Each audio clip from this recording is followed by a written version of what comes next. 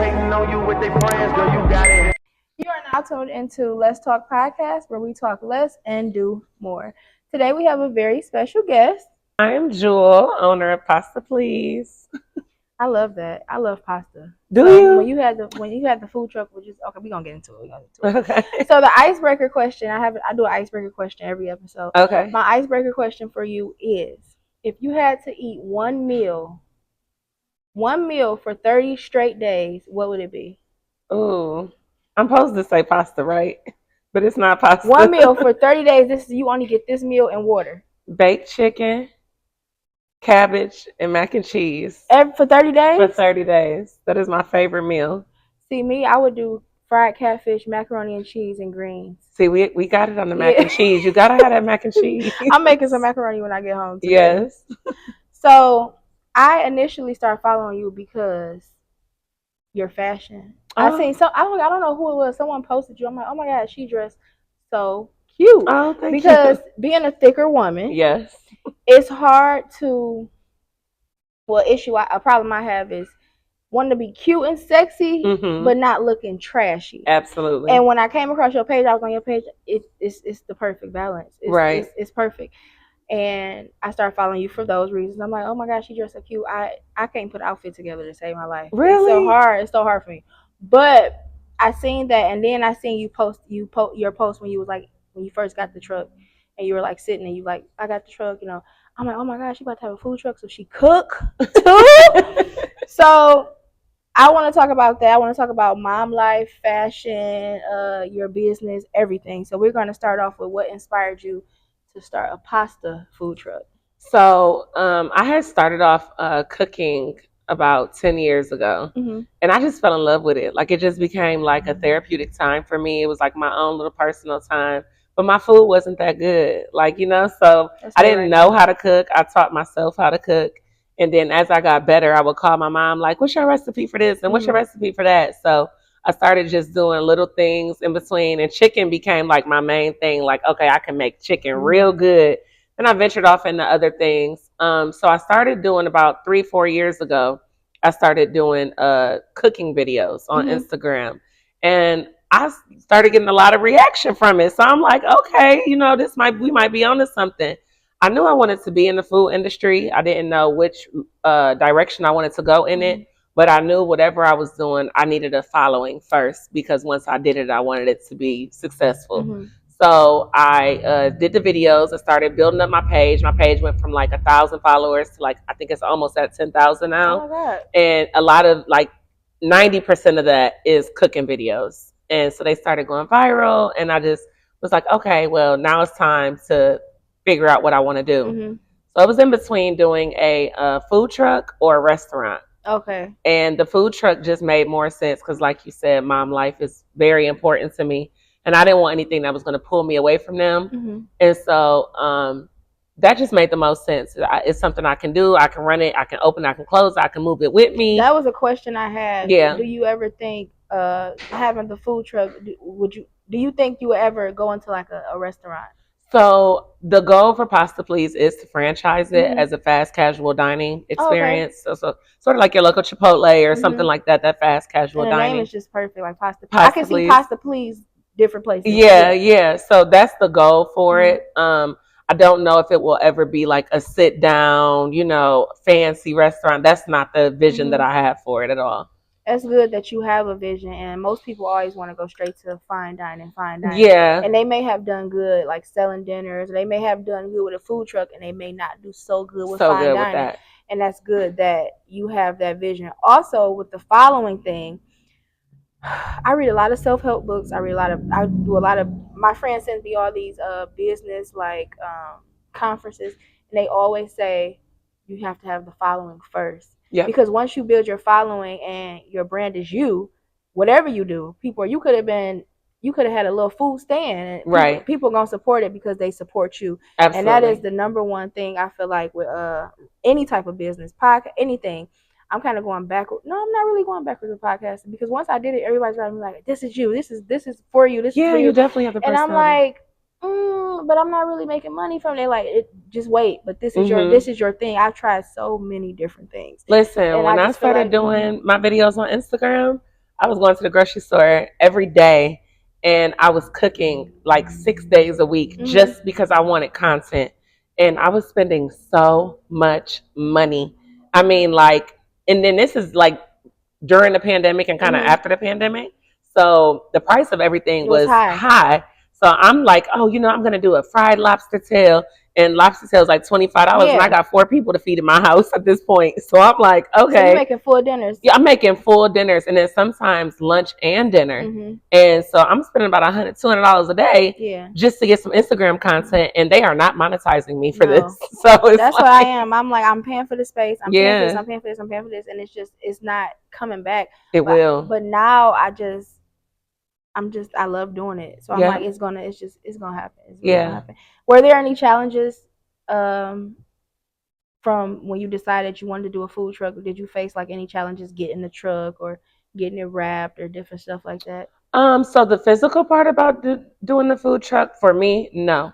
And part of that is because I spent 3 years planning. Okay. Everybody just wants to jump out the bridge. Oh, I can cook. I'm going to get a food truck. I can cook. I'm going to open a restaurant. Planning it, and I've seen a lot of people comment on your post. Like, I think I seen one comment. It was like, one thing about it. If you say you're gonna do it, you're gonna do it. Yeah. So I'm like, oh, she must have been planning this. I planned it for a long time, and like almost 2 to 3 years, and I wanted it so bad, and it was nothing that was going to stop me from doing it, but it took me a lot of preparation. I knew that once I got the truck, I bought that truck May 6th, the day before my birthday, and it's already open in July, wrapped, ready to go, menu, everything. But all that was pre-planned, and the planning process was hard because at first it was like I wanted to do ramen because I never see ramen anywhere, and I was like, see it here. I had went to Johnny Noodle King, and I was like, oh, we already have a ramen staple in Detroit, and I was like, okay, well, it kind of, I won't say intimidated, but it just shied me away from the idea of doing ramen.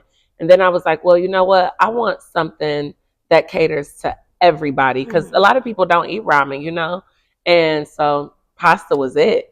Pasta is it, but one thing about ramen it's never too late. You can always add it. You can, yes. But when I went to Houston to visit my friend, my best friends live in Houston. When I went there, after the club, I'm looking for Coney. Exactly. I'm looking for some chicken, some fries. They're pulling up every day after the club. They pulling up to this one ramen spot. Yeah.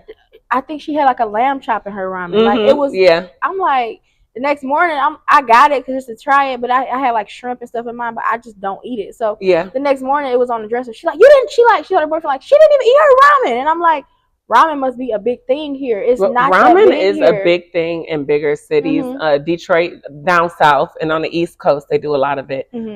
Detroit, we haven't really gotten that concept, but if they go ramen crazy. Ramen is so good. I love ramen. We actually have a ramen dish. It's a seafood boil ramen dish, but it's a specialty menu item, so it'll come one of these weeks here and there, but it won't be a permanent staple until I see that people really want it. Yeah. With your menu decision, like you said, that's the staple. How did you determine like the hot things? Did you like let friends taste certain things? No. Or you just made a menu and I made a menu and I was like, I know what people like. So I've been in the hospitality industry since I was 14. So about 20 years now. And so I kind of have a good idea of what people order, what people like, what people always get. And so having that experience really helped me with the menu decisions when it came down to it. I also worked closely with Chef Chris. A lot of people probably know him. I went over my menu with him when I first started it, and he was like, you should do this, you should do that. He gave me some really good advice. And so I was able to come down to the last, I think 2 days before the grand opening, I changed the whole menu. Really? Yeah, because it was like so much that I was like, I'm going to give it all to him at one time. Like, and then I was like, maybe not. Let's just do a little bit. Let's do what's important, and I know the turkey leg was something that people were very excited about, and it's a very popular staple. And so that's going to always be on the menu. But I just did the things that will be on the menu on a day-to-day basis. And we sold out. It was a good turnout. Working in hospitality, it really, really helps. I worked at a country club, like fine dining. I did that. I worked at Coney Island for some years. I was a manager at I never told nobody this. I was a manager at Jimmy John's. I was a manager at this restaurant that used to be in Birmingham called Cozy. Okay. I've always like worked in the food industry, so it shows now. Like when I go out to eat, and I'm at a table, I'm like, figure out what y'all want. Right. Because when they come to this table, y'all need to know. I hate like Yeah. I like figure out what y'all want. When we finish eating, I stack my plates, and the people I'm like, the you're same not way at work, and yeah, I'm like, I just can't help it because I know when I was a waitress, when I was a server, I helping just them knew pre-bus. It just like when my daughter she's 4 now, she's a little better, but when she was younger and it would just be a mess, I was like, can you bring me something so I can clean this up for you? Because I just know working in hospitality, I know it really helps. Yeah, you have a lot. That sympathy. It really helped you a lot with your whole everything. Yeah, especially since you said since you was 14. That's good. Do you have a signature dish, like a dish where you just your favorite dish to make? For the food truck? Mm-hmm. So my personal favorite is the turkey leg. Mm-hmm. That is my personal favorite to make. I think I seen someone post that. Yeah, the turkey leg. It's called Turks and Fredos, kind of like Turks and Caicos. Yeah, that's cute. Yeah, but I think that was probably the funnest part for me was putting the menu together, was coming up with the names. Like I was like, I got to stay true to myself. Mm-hmm. You know, I got a mouth like a sailor, so I was like, we doing this. Yeah, yeah. So it's real cute and fun, and yeah. But that's my favorite one. The Cajun turkey. I was about to say Turks and Caicos. It's Turks and Fredos. Turks and Fredos. Yeah. Okay, cool. What marketing strategies do you feel like work best? You know what's crazy? I did all my marketing myself. Literally every flyer, everything you see came straight from my laptop. Logo, everything? No, not logo. Okay. Logo, I did the guy who wrapped my truck. Okay. Designs and signs. Mm-hmm. They did it, and I fell in love with it. But I went through 25 logos before it wasn't really 25, I'm exaggerating, but it was a lot of logos that I went through, and I spent so much money not liking this designer. They're not meeting what I'm looking for. Then I went on the app and tried to do it myself, and I didn't like what I was coming up with. And when I went over to Designs and Signs, I mean, it was like 24 hours, and he had the perfect logo. Yeah. When you have a vision, and that's what I felt like was different with them. They like listened to me. Like this, yeah. I went on this site that makes logos, and they do like text-based logos really well, whatever, just regular. But this for my podcast, I end up wanting like my face. Mm-hmm. And I wanted to like a pic, like my actual face, but in cartoon form. And I wanted to say, "Let's talk." Mm-hmm. I was supposed to have a logo back in 2 days. I want to say it was like 3 weeks every day. Mm-hmm. No, at one point I looked like Medea. Yeah, I can see that. At another point I looked like a bear. It was just like, I'm sending you the picture. Yeah, and I'm like, you know what? Just forget it. But this was when my first episode was December 16th of last year. Even now, I can't stop thinking about it because I still don't have a real logo. I just have something I made, Let's Talk Podcast.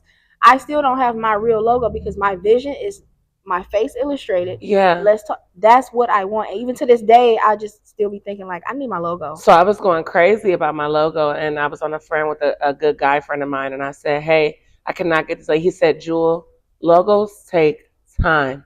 And the logo that you may be okay with now, you might not be okay with that in a couple months. Yeah. You know what I mean? So the good thing about it is that you're getting a wrap. It can be removed, and you can always change your logo. Don't spend so much time focused on the logo and that you forget the vision. So yeah. And so when I figured that, I was like, you know what? He's right. And I went on ahead and I just moved on from it. But then I ended up getting a logo that I like. Yeah, I like it. Thank you. I like it.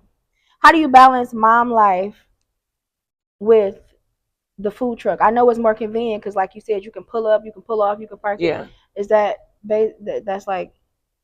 So, if you know me, you know like nothing comes before my kids. My daughter's here today because I literally will halt my whole world. You know what I mean? For my kids, they didn't have to be here. So, I have my daughter, and then I have custody of my 17-year-old niece. So she's been my daughter as well for the past 10 years. And I don't put anything before them, you know. I just everything stops when it comes to them. And if there's a moment where I have to explain to them, like, listen, I have to do this, there's always a makeup point behind it. Like, I got to do this, but we're gonna do this as soon as I get done doing that. You know, I love that. And it's just always a balance. And my daughter, we have a very open household, open communication. We all respect one another. So if she comes to me and she's like, Mom, I need to spend some time with you, that's just what's going to happen. So I try to do anything I do. I try to do it with her to where I'm always available for her, or to if she's with me, you know. That's I work nights 7 p to 7 a most of the time. And that was a point in time when my daughter was first born. I was working every day. I'm like, she a baby, I got to make my money. I'm a single mom. But now it's times when I go to work too. I want to say I might work 3 days, 3 nights, and she like, Mommy, can I tell you something? I'm like, go ahead, Zen. Her name is Zen. Oh, I love that. I'm like, go ahead, Zen. You've been at work too much. I said, you know what? I got a podcast today, but as soon as I finish my podcast, we're gonna go out to eat.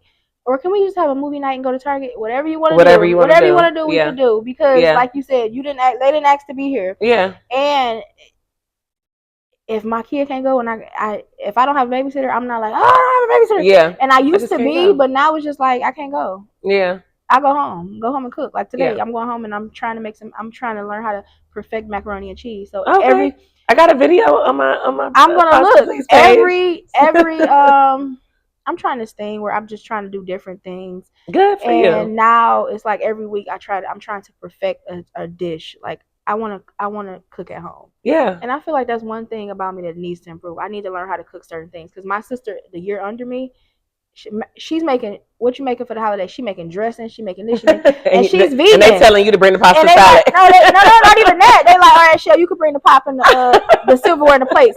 And I just told my sister the last time, I'm like, no, I'm making something. Making something. They're like, Shell. I'm like, you know what you do? Something. You got to come up with a dish that you are really good at.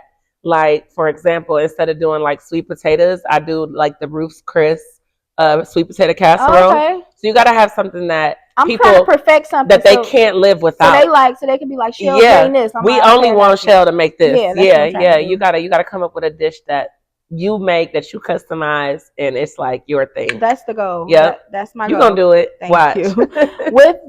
With the food truck being convenient, how do you choose your locations for it? Okay, so do you have a schedule? Right now, we just had the grand opening. Mm-hmm. I'm working on getting permitted in Clinton Township and Southfield. So I'm going through my permits for both of those right now. So the truck we will have what I call red and green days. So red and green weeks. So red week is like Wednesday through Saturday, and we're at Southfield. Green week is like Thursday through Sunday, and we're on Gratiot in between 14 and 15. So we're balancing that out right now, and then getting the permits through those cities. And then once that's done, which that should be done by next week, we'll be operating on a rotating schedule where 1 week we'll be here and 1 week we'll be there. So that we can service both communities. Yeah, I was going to say you cater into both sides until we get a second food truck, which is the goal. Yeah. I was going to ask you that. See, me not knowing anything, I was just telling my guy friend, I'm like, I need to do something that I can do every day. He's like, you work every day. But no, something that I actually want to do. Like, I wanted to just like rent an ice cream truck, like just for summertime. And we were talking about it, and he was saying, like, you got to get permits. I'm like, you got to get permits? You can't just pull up places? No. Them people you see at Belle Isle and stuff, they had permits for years. In the permit process. So getting the actual, once you get the truck license through the county, that part is the hardest part. Mainly because they're backed up and they probably got about 4 or 5 workers. They got to cater to everybody. Oh, yeah. But that's the hardest part. Once you get that done, you still have to have a permit for every event that you go to, every location you are at, certain county. And then different cities have different rules. Like Ferndale may not want you to have a fire inspection. They all do. But Southfield might. And, so you can't just pull up. Yeah, like today I'm here. Okay, y'all, tomorrow meet me over here. No, it is definitely, it looks fun. It is fun. But it is, when I say it is hard work. That's why you really have to have the brain and the organization to make it happen. Otherwise, you went out and spent all that money on the food and prep, and the marshal come in there and be like, shut this down. You're shut down for 30 days, and now you can't even operate in this vicinity. Like, so you just got to make sure you got all your T's crossed and your I's dotted. That is the most important thing. More important than the food truck, the food is definitely the paperwork. I love how you said you've been planning for so long, because these are things that you won't have a problem with. I won't, because you ready. I already know. You got all I already know. You got all your stuff in order. Now let's talk style. Your outfit today is so cute. Thank you. It's beautiful. Thank you. I really I just can't put anything together. I be like, I'm on Instagram, I'm saving people pictures. People are like, who is saving this picture? It's me, because I like this look. I'm gonna try to recreate it. How do you describe your personal style? So with me, I like to be, so I know I'm very shapely.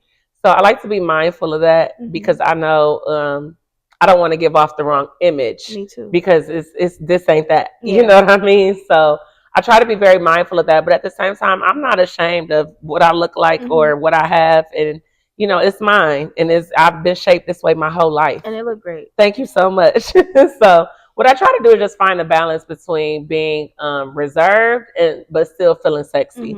And so for me, like growing up, my mom is a creative and she's a seamstress and she did a lot of sewing, especially back then. And so getting to see her like act out of her personality and find her style kind of like made me find mine. And then like through high school, I was really tomboyish. Like, I wanted to I played basketball. I walked around in Jordans and braids all the time.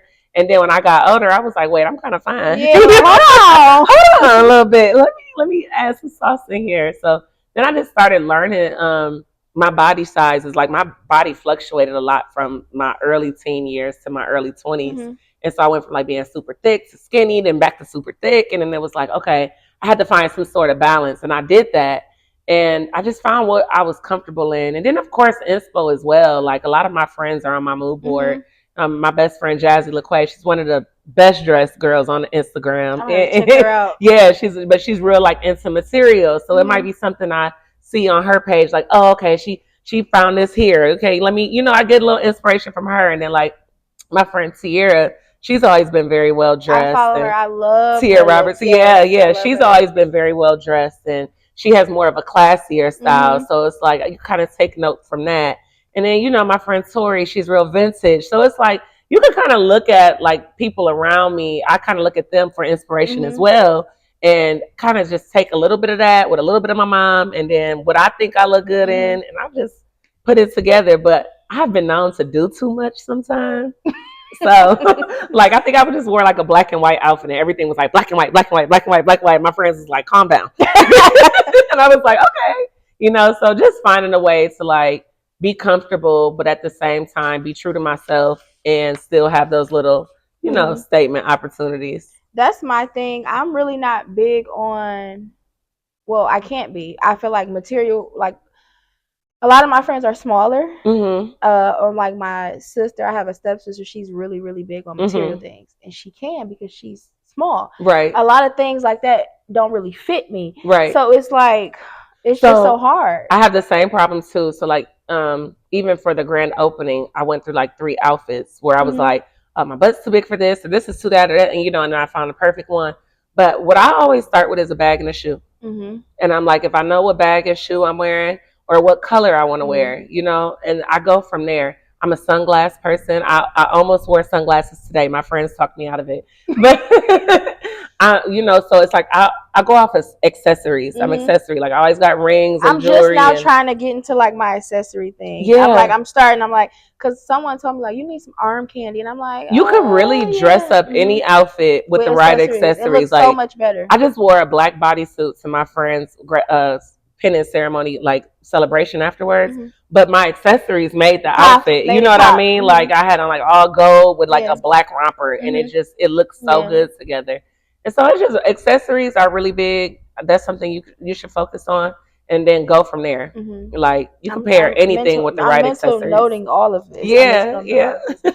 What I had to ask you, do you have any like three key points for someone that wants to get in the food industry? May not be a food truck, may want to just start selling dinners or something. Just three key points for someone that wants to get into the food industry. So one thing I had to learn to do was put myself out there. You just put yourself out there. I can't. You have to. That is the only way you're gonna. And somebody had to tell me that. Because I was very nervous in the beginning. I was very nervous, and I called my friend. She's an actress and promoter, Elle. I called her, and I was like, listen, I want to do this, but I'm terrified. You know what I mean? Like, I'm scared. I had did an event planning business a while ago, and it didn't go good. I messed up somebody's event. Well, I don't feel like I messed up, but they felt like I messed up, so I messed up. And I'm like, I'm scared to put myself back out there again. Failure. And she was like, Jewell, you just got to do it. Mm-hmm. And once I got over that hurdle, it was like, okay, the ball just kept rolling. You know what I mean? So I think that's the most important thing is just putting yourself out there for one. For two, know who you're selling to. Like that's very important. I couldn't do ramen because the people that I wanted to sell to don't. We don't know. Like I don't. It's not big here. My friend from Houston, she came here. I'm like, you want to go to lunch? She's like, yeah, we can meet at the ramen spot. We can't. No, we can't. We have one. We have one, and they have really good ramen. She said she like it's a ramen place. And I'm like, I don't want that. Yep. But see, you really have to know who you're selling to, you know, and what they're looking for, what your market is, and that's what any business when you go into sales. The third thing I would say is practice. You know, when I did my grand opening, I had people. Everybody loves the food, right? Mm-hmm. But there were people that were like, "You could have done this better. You could have done." I wasn't offended by that. I took note. You know what I mean? And I'm usually a person that can get offended by criticism, but I wasn't offended in that moment at all. And I think that's important too. Just being open to criticism. Mm-hmm. Well, if somebody tell you your food too salty, take this Lawry's out and get some all-purpose seasoning and lessen the salt. So the all-purpose seasoning will cut the all-purpose seasoning is not. I don't use no seasoning salt in any of my food. Okay. Nothing I ever cook has seasoning salt or salt in it. It is always like an all-purpose seasoning. It is always it makes the food more flavorful. So that's the only trick I'm giving y'all. I hate when people tell me like your food is too salty. But the other day I made some eggs and I'm like, okay. It is a little salty. I'm like, yeah. See, I don't put salt in my eggs either. I put a little bit of salt and pepper, but I'm ready to put too much. I'm like, and then use Himalayan salt if you are going to use salt. My sister told me that. Yep, Himalayan salt is way less saltier, and you have to use so much of it to make it salty that you're not going to overdo it. And and another thing, it's always good to be able to add to. Mm-hmm. It's easier to add to than it is to take away. Yeah. So that's something that I learned just from. I seen on your Instagram, on your bio, because I was all up on your page. Yeah. You said your favorite word is perspective. It is. Can you explain that for us? Oh, you caught me off guard with that. Perspective is my favorite word because I feel like everybody has their own. And so if I'm communicating, so in like growing and becoming a woman and learning how to handle business and deal with people and relationships and anything, one of the best things I learned is a lot of times that we're arguing, we're not really arguing over the problem. We're arguing over our perspective. Yes. And because we feel like our perspective is the right perspective, but Shell, you got a perspective too. Mm-hmm. You know what I mean? And my children have a perspective. Everybody has a different perspective. And until you learn to listen, you'll not understand what exactly it is you're communicating about with that other person's perspective. So I may look at myself and I may be like, well, I'm this, that, and the third. But another person may look at me and be like, actually, you got some room for growth and development. Mm-hmm. And I actually may need to hear what they're saying to become the best version of myself. Mm-hmm. But I can't really hear that because I'm so stuck in my own perspective. And then it's just learning to deal with life traumas and everything too. You know, we go through things. I went through a lot, in my early 20s. I lost my son and then I lost my brother a year later. And for me, that was a very hard time with my godbrother. That was a very hard time for me. Mm-hmm. And, but it's perspective of trauma. Mm-hmm. Not why did this happen to me, but what am I supposed to learn from this? What am I taking from it? What do I take from this? Yeah. And so it's like, perspective is my favorite word because it's always a different way to look at things, and you will reserve a lot of your emotional self when you learn that everybody has their own perspective and you are not responsible. I've literally, and this is so embarrassing. I've been arguing with someone for like 3 days straight. Mm-hmm. And then yesterday I said, the issue is not what you did. Mm-hmm. It's how you did it. Mm-hmm. And if you can all you had to do 3 days ago was take accountability for you were moving weird and apologize and give me time to get over it. Mm-hmm. You can't do something on Saturday night and then Sunday, okay, I'm making up for it today. What we doing? It doesn't work like that. I'm mad about it. I don't want to be around you if I'm mad about something. Right. So just take accountability for your actions and say that you were wrong, and maybe then I can get over it. Right. This person said, I'm so tired of I'm so tired of being told to take accountability. Who want to be with somebody you got to take accountability every week? No, who wants to be with someone who's doing something every week that you have to apologize for? And more so, a better question is like, if you can't change anybody, you know what I mean? So the better question and perspective is, why are you? And this is where I was getting at. This is where I was getting at. This is what I was getting at. I was telling my sister last night. I'm like, sometimes I don't like calling people slow, but I was like, you know what? At his big grown age, this is just how he look at things. Yeah. Who am I to say it's wrong? But it's wrong for me. If you it's know ridiculous. That, yeah, it's ridiculous. So for me to keep trying to beat the way I see it into him, like I'm always like, well, you have to look at it from my point of view, and it's like you can't. So this is how I feel about it, and that's how you feel about it, and we just feel two totally different ways. We can't even come to a common ground. So it's best we just leave each other alone, because you're driving me crazy thinking that I'm crazy. I'm going crazy thinking that you can't be this. You can't be like this at this grown age.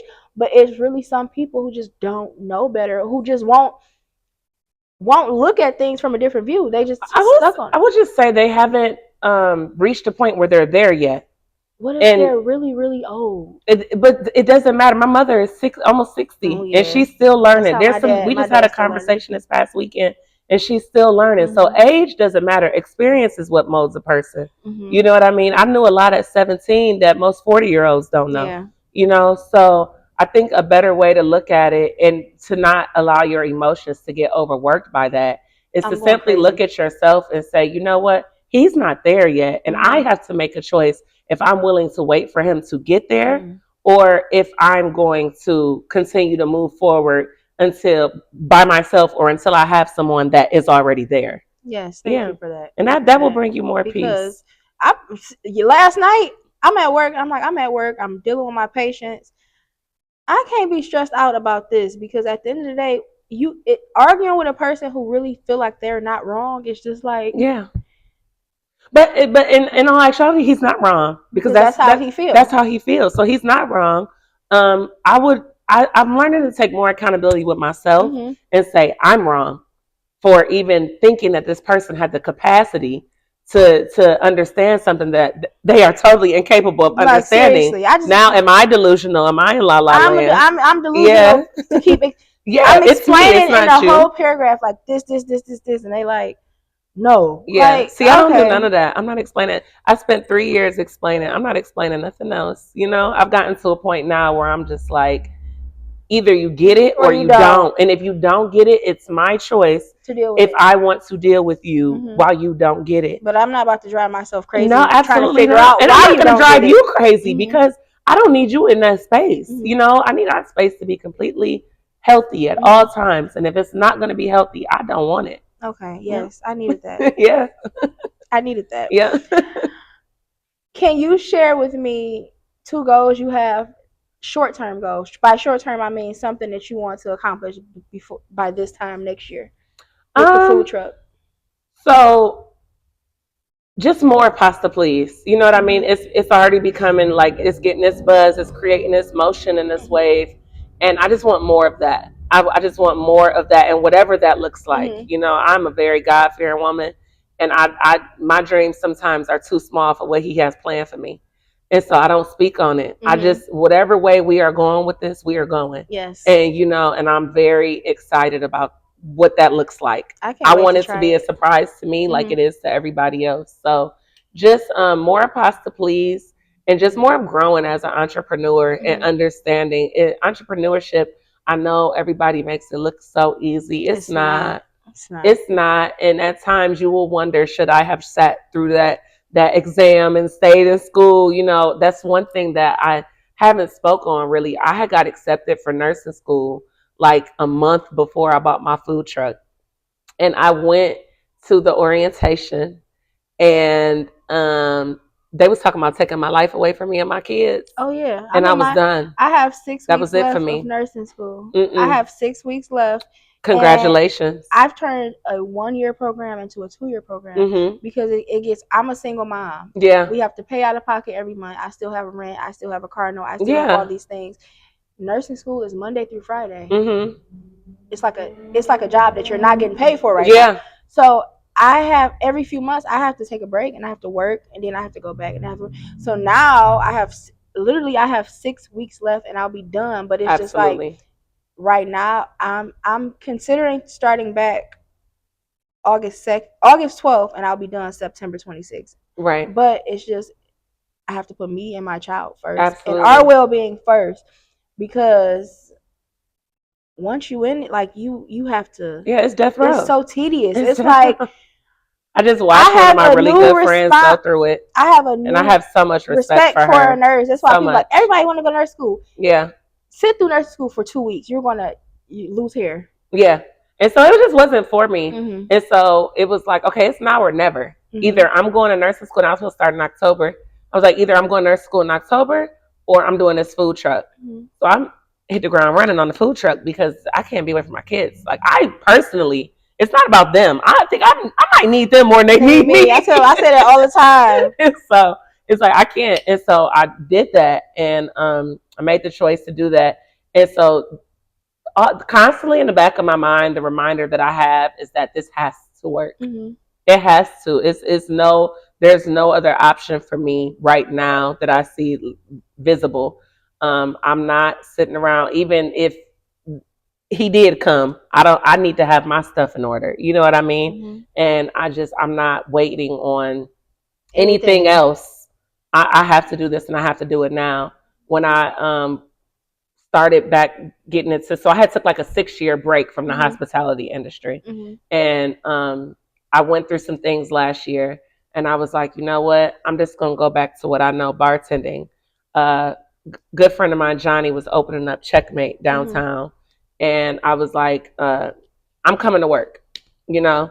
And I set a goal in my head and I was like, I'm going to go back to work. And it was a very, I want to say like, what's the word when you like, your confidence is low and you just like, I don't want to do this. And I don't want to do this. You know what I mean? But I have to. And so I felt like I had already made my sacrifice. And going back in that environment and being, you know, around vices and toxic behaviors and things that I didn't want to be around, but I knew what I was doing. And I knew that I went back in it with a different mindset. And it was like, if I'm going to do this, I'm getting something out of it this time, you know, not just money. And, you know, I'm going to build something out of this. And I went back and I did it. And, you know, I think about 2-3 weeks after I bought the truck, I was like, all right, y'all, I'm out. You know, I came here for what I came here for. Things weren't working how I wanted them to work anymore. And, you know, we are all still, you know, cool. It's no beef. No, everybody understood that, you know, it was a different mission involved. I was here for a reason. And so, yeah, I think that back to the nursing school and how that cooperates, I had felt like I had already made too many sacrifices. And I wasn't willing. I wasn't willing to make another sacrifice for something that would take me away from my kids. And being away from them at night was already hard for me. So yeah, it just made sense to just go ahead and do it and listen to my friend and put myself out there.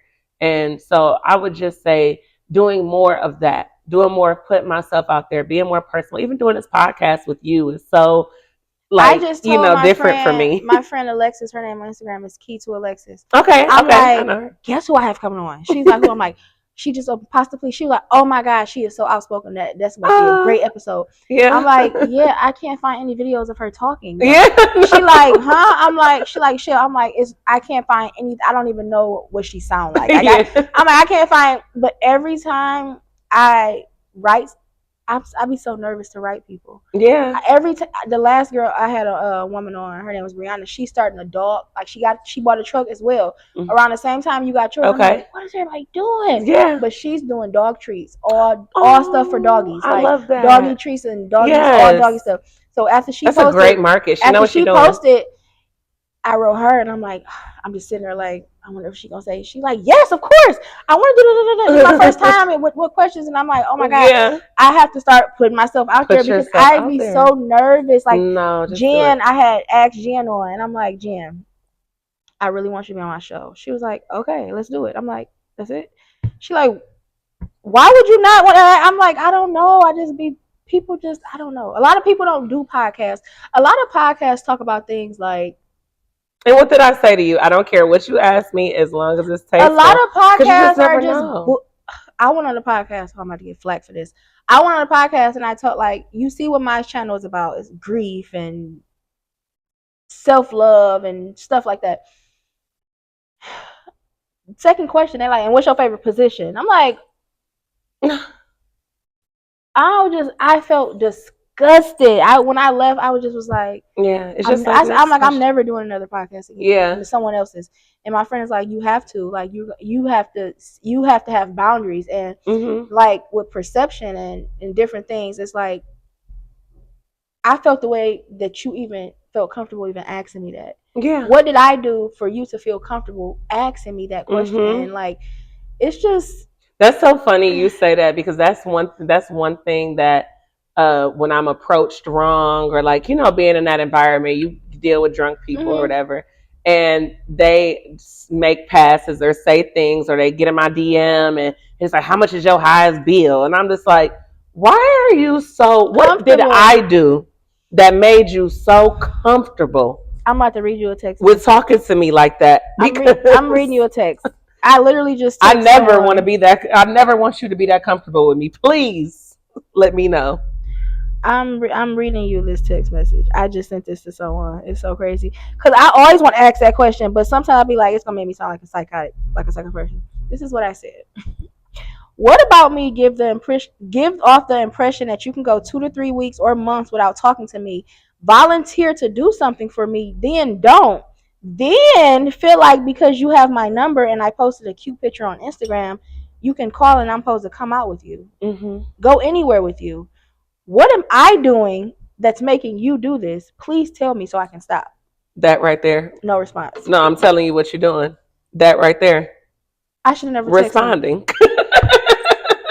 My sister was because like, let me tell you, they don't care if it's a good response or a bad response. As long as you respond, he like, can I see you? I said, can I see you? I said, no, please leave me alone. My sister like, as long as you text something back, he's going to keep. I'm like, I'm begging you to leave me alone. He texts back, no. Like, yeah. Because you saying I'm begging you to leave me alone says to him, I need to try harder because I'm getting this response from her. So just no response. I feel like that's no response. Rude. Okay, and who is it rude to you or is it rude to him? You're right. You're right. Okay, in closing, I'm single though. Don't listen to me. No, I just made my last episode. I'm like, but I'm single. Don't listen to what I say. Don't take my advice. In closing, is there a quote or Bible scripture that you go to? Like if you just not feeling it, you're not really feeling up to par, you're not having a good day. Is there like a specific quote or a Bible verse that? So I'll give you both. So quote. Usually when I'm in those moods is because I'm about to overreact to something. I'm a Taurus, so I get on my bully. And the quote is, life is 10% what happens to you, 90% how you respond to it. Oh, wow. So that is my favorite quote. That is a quote that I live by. It is something that always brings me back center, is that, this happened, but how did you react to that? And that's why your life is in shambles, and that's why you're feeling how you feel. Bible, there is not one verse. I am a book of Psalms and Proverbs. I will, out of nowhere, I'm a worshiper, and when it comes to my relationship with God. So Psalms and Proverbs are very big grounding chapters for me. And I'll just open up any scripture, in those two books of the Bible, and my heart is instantly at peace. So yeah. Thank you for that. You're welcome. Well, I really appreciate you for coming. Thank you for having me. I can't wait. This episode will be posted this Tuesday. Oh, nice. I'm going to try to hold it off until Tuesday. It might be posted tomorrow. Tomorrow, Friday. I'm going to post. I said I was posting every Tuesday and every Friday. So this episode might be edited and posted tomorrow. Oh, nice. That's a good turnaround. I can't wait until... You're going to show it to me before you post it? Dang. People always ask that. I'll be like, no. No, but I do very minimal editing. Like, okay. I do very minimal editing because I don't really I'm not about to action on you. Be like, oh, yeah. So yeah, I do. That's why I'm very, like you said, tasteful with my questions and stuff. Because I don't nice. I don't want to go in and have to cut and feel like, oh, take that part out, take that part out. Yeah. I don't like doing that. I'm very minimal with my editing. Or if I have someone coming on and they tell me like, well, I don't want to talk about this, I respect that. Yeah. We don't have to talk about it. That's probably not even why I asked you to come on. But yeah, I'm not gonna show you before. Oh, okay. I'm not. It's gonna be great. It's gonna be great. I promise. No, but this is your show, and it should be how you want it to be. So I agree with that. Great. Okay. And then if I was even going to show you before, I wouldn't even be able to send it to you because it'll be such a large so long. file. Yep. Yeah. So I have to pull up on you. But I will. I mean, if you want to watch it, no. I'm joking. Really, I'm very. Some people really, because when I did the one, I'm like, oh my god, I need to see it before they post it. Yeah. But I knew they wasn't gonna let me. So no, I'm very confident. I really appreciate you for coming. Thank you so much. Thanks for having me. And your availability was fast. I'm like, this week, like this was the only week because after this, I don't know. I'm like, she's probably so busy with everything. Yeah. So I really appreciate you for making time. Thank you for having me. I appreciate it. On my platform. Yes, I love it. Thank you. Let's talk.